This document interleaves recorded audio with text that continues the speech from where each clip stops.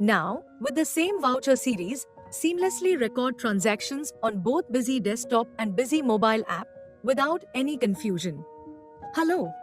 Do you also want to know how transactions can now be recorded on the Busy Mobile app using the same voucher series as Busy Desktop without creating separate series for both?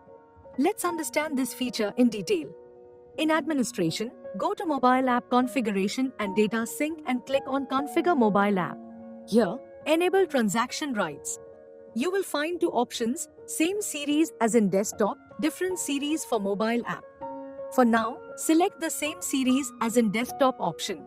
As soon as this option is selected, a pop-up opens mentioning some important terms and conditions, such as an internet connection on the desktop is mandatory. If the desktop does not have an internet connection, the transaction is allotted a temporary voucher number.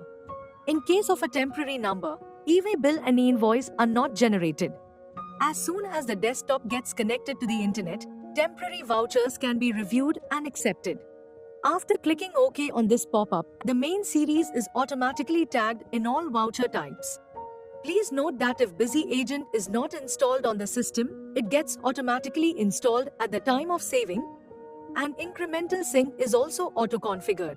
Now, log into the Busy Mobile app and understand the feature based on different scenarios.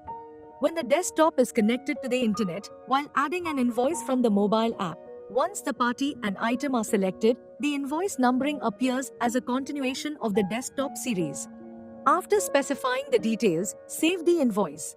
When this mobile app created voucher is checked on the desktop, it is saved in the main series. The second scenario is when a voucher is being added at the same time on both desktop and mobile app. You can see that initially the same number is shown on both, but the device on which the voucher is saved first gets that voucher number.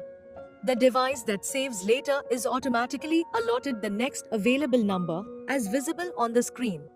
Now let's understand the next scenario when the desktop is not connected to the internet or is switched off. In this case, when a voucher is added from the mobile app, a desktop not connected pop-up appears. On proceeding, the system allots a temporary voucher number.